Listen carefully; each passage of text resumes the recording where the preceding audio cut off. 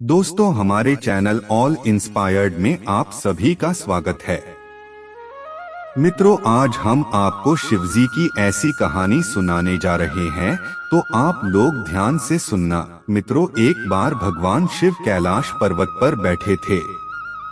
माता पार्वती भगवान शिव के पास पहुंच जाती हैं और हाथ जोड़कर प्रार्थना करती हैं, प्रभु मेरे 2 प्रश्न हैं। आप इन दोनों प्रश्नों के उत्तर देकर के मेरे मन को पूरी तरह से संतुष्ट करने की कृपा करें। फिर माता पार्वती की बात को सुन करके भगवान शिव कहते हैं, पार्वती ठीक है, तुम अपने दोनों प्रश्न बताओ। मैं तुम्हें तुम्हारे दोनों प्रश्नों के उत्तर दे करके संतुष्ट करने का पूरा प्रयास करूंगा। तो माता पार्वती कहती हैं, प्रभु मेरा पहला प्रश्न है, मंगलसूत्र में कौन से मोती पहनने से वैवाहिक जीवन दुखद एवं पति रोगग्रस्त हो जाता है। मेरा दूसरा प्रश्न है, एक दुखी इंसान किस्मत को कैसे बदल सकता है। भगवान शिव कहते हैं, पार्वती तुम्हारे दोनों ही प्रश्न बहुत ही महत्वपूर्ण हैं। इन दोनों ही प्रश्नों के उत्तर ध्यान से समझने पर और जीवन में उतार लेने पर किसी भी स्त्री का वैवाहिक जीवन सुखद हो जाता है और एक दुखी इंसान अपने जीवन के सारे दुख दूर कर सकता है। भगवान शिव कहते हैं, पार्वती तुम्हारे दोनों प्रश्नों के उत्तर मैं एक कहानी के माध्यम से दूंगा, जिससे तुम अपने दोनों प्रश्नों के उत्तर ठीक से समझ सको। इसलिए इस कहानी को पूरा और ध्यान से सुनना, क्योंकि आधी अधूरी कहानी सुनने से आधा अधूरा ही ज्ञान प्राप्त होता है, जो किसी काम नहीं आता। माता पार्वती कहती हैं, प्रभु मैं वचन देती हूँ कि कहानी को पूरा और मन से सुनूंगी। आप कहानी प्रारंभ कीजिए। भगवान शिव कहते हैं, पार्वती एक बार विष्णु और लक्ष्मी संत का रूप बना करके भ्रमण कर रहे थे। तभी रास्ते में एक व्यक्ति अपनी पत्नी के साथ बैठा हुआ रो रहा था। फिर वह उसके पास गए और बोले, तुम कौन हो और इस बियाबान जंगल में बैठे क्यों रो रहे हो। फिर इस प्रकार विष्णु की बात सुनकर कि उस व्यक्ति की सिसकियां थम गई, वह अपने आंसू पोंछता हुआ बोला, महाराज मैं पास के गांव का रहने वाला एक बदनसीब व्यापारी हूँ। जो भी काम करता हूँ वह बिगड़ जाता है। व्यापार के चक्कर में मैंने अपनी पत्नी के गहने भी गवा दिए। मैंने अपने परिवार को भी खो दिया। यहाँ तक कि मेरा घर भी गिरवी पड़ा है। मुझे तो लगता है कि मैं किसी काम का नहीं रहा। मेरी किस्मत ही खराब है। भगवान शिव कहते हैं, पार्वती इस प्रकार उस व्यक्ति की बात सुनकर कि विष्णु कहते हैं, तुमसे किसने कहा कि तुम्हारी किस्मत खराब है। जरा मैं भी तो जानूं कि तुम्हारी किस्मत में क्या खराबी है। फिर वह व्यक्ति कहने लगा, महाराज पहले मैं खेती करता था, मगर उसमें हर साल घाटा होता था। कभी सूखा पड़ जाता तो कभी ज्यादा बारिश होने के कारण फसल बर्बाद हो जाती। इससे परेशान होकर मैंने व्यापार करने का निश्चय किया। मेरे पास पैसे नहीं थे तो मैंने पत्नी के गहने बेचकर के अपना व्यापार शुरू किया, लेकिन मेरा व्यापार नहीं चला। शुरू में परिवार वालों ने मेरा साथ दिया, लेकिन जैसे जैसे मुझे नुकसान होने लगा, मेरे परिवार वाले भी मुझसे दूर हो गए। मगर महाराज मैं यह सब अपने परिवार वालों के लिए ही कर रहा था।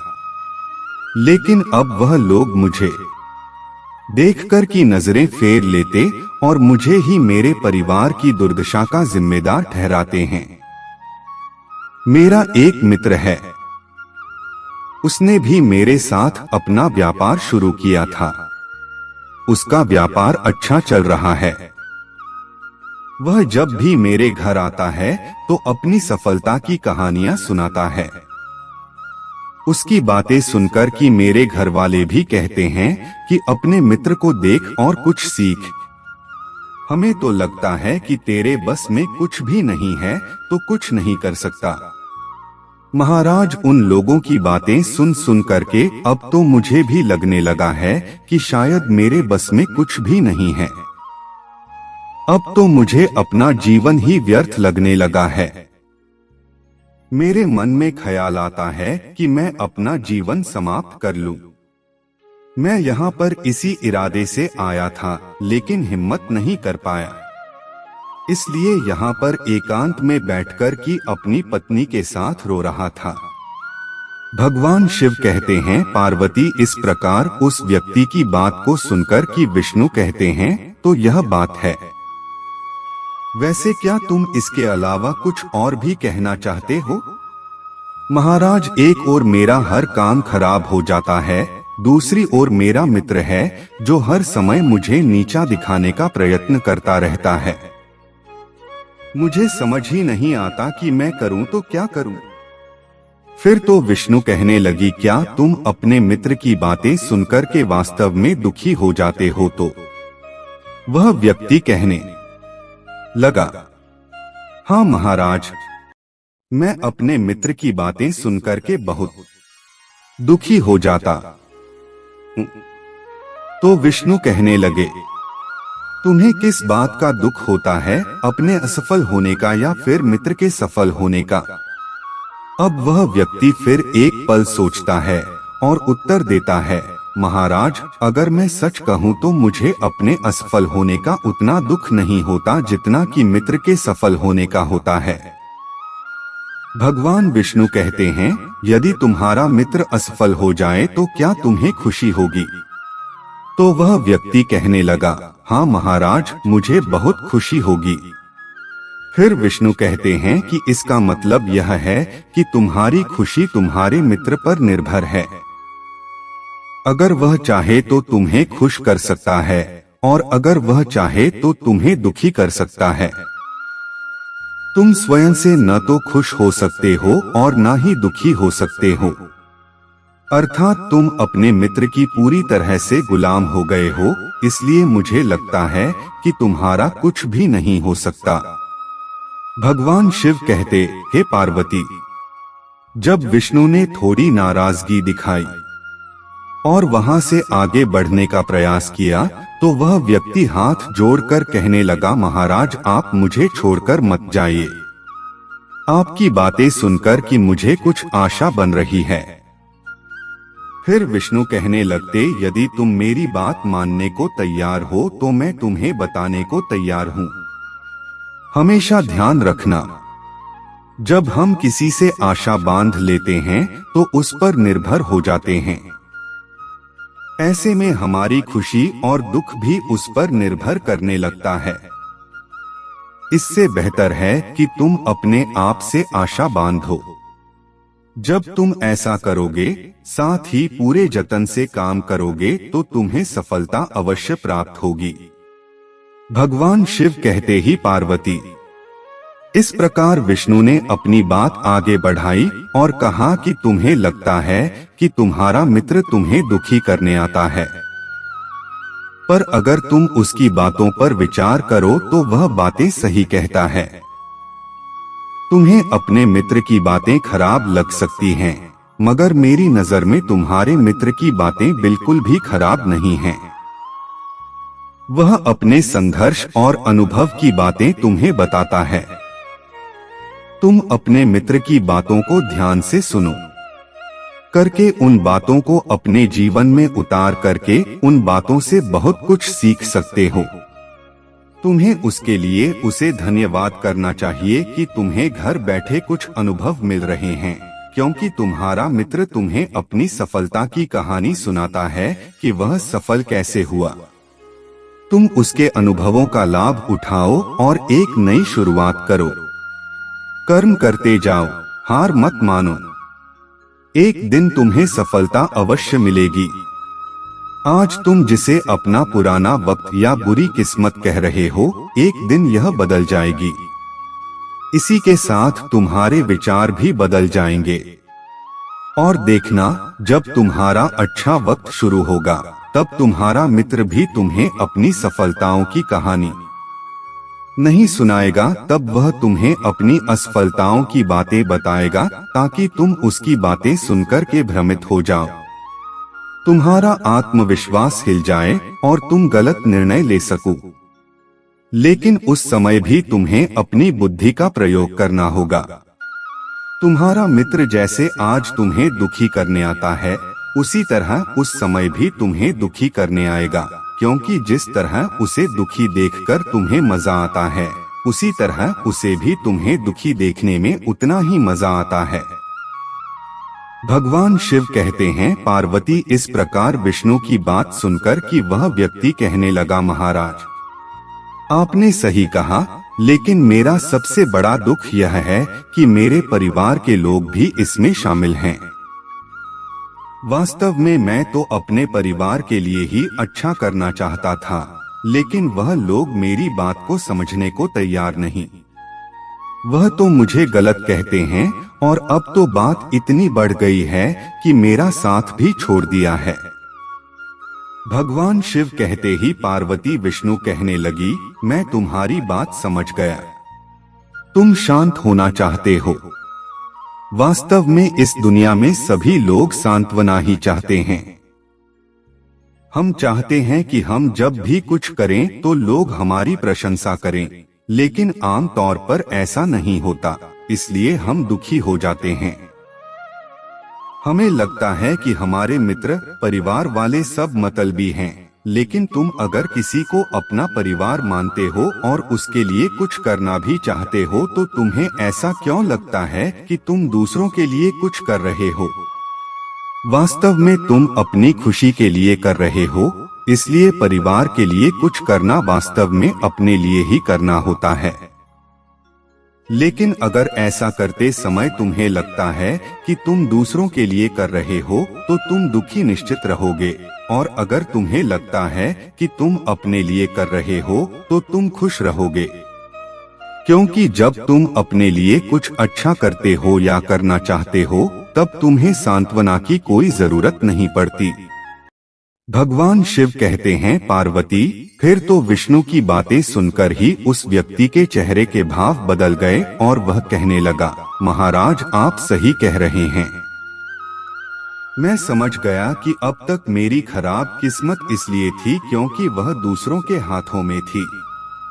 अब मैं अपनी किस्मत को अपने हाथों में रखूंगा।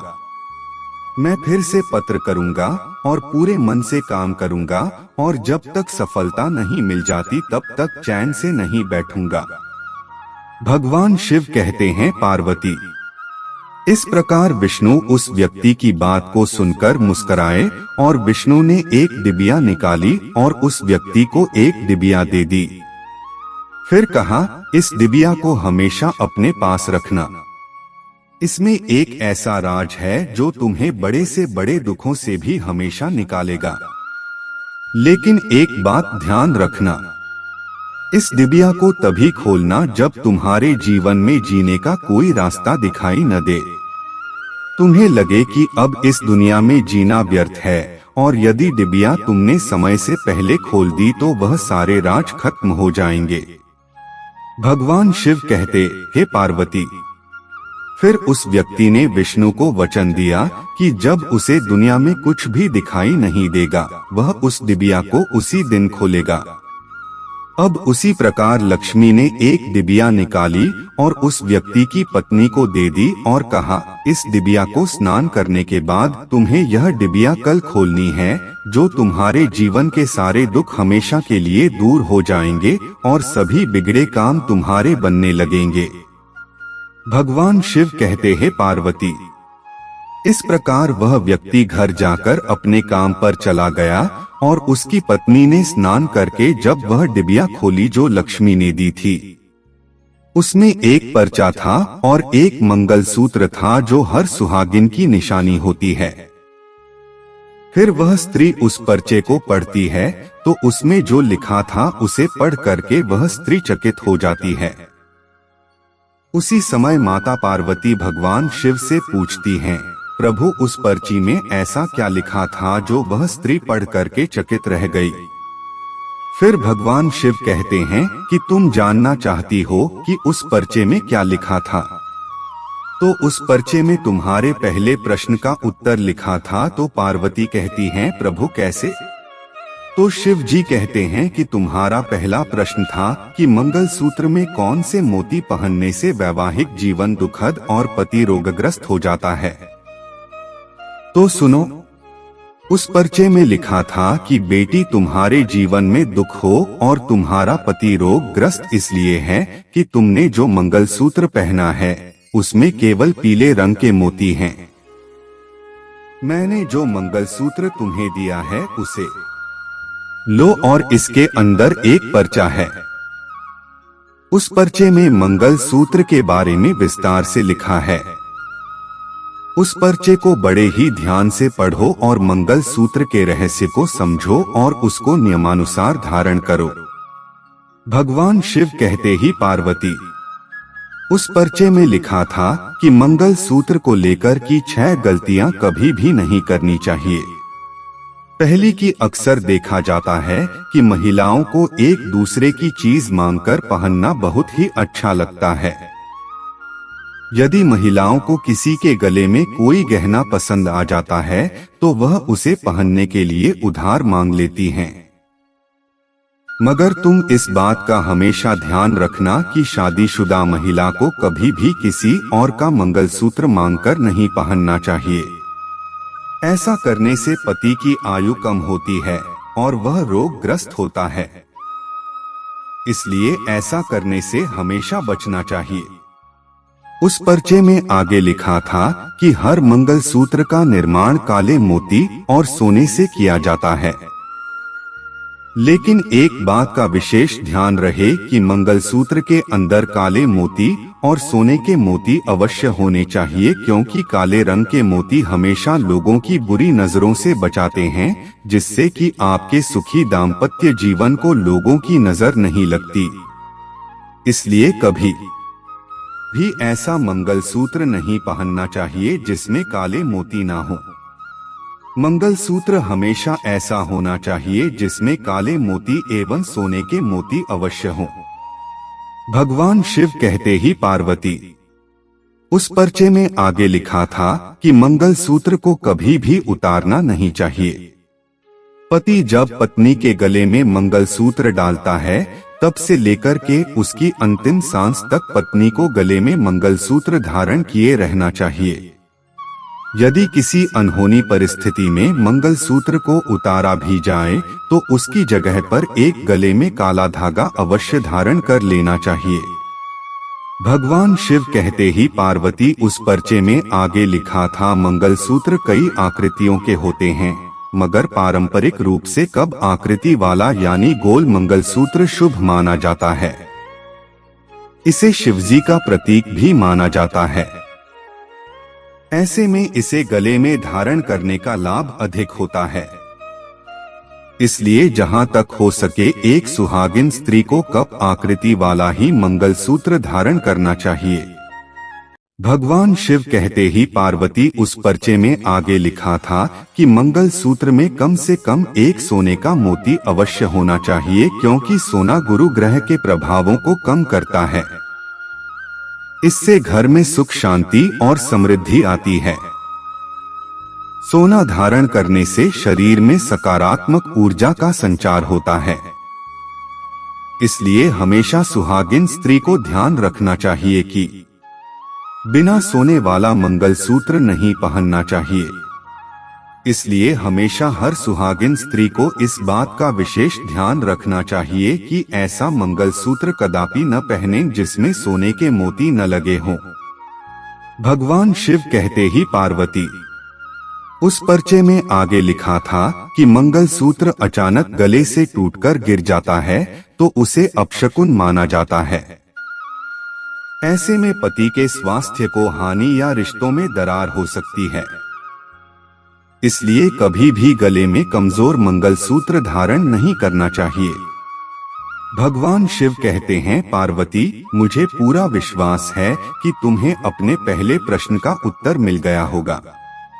तो पार्वती कहती हैं, हाँ प्रभु, मुझे मेरे पहले प्रश्न का उत्तर मिल गया और मैं पूरी तरह से संतुष्ट हूँ।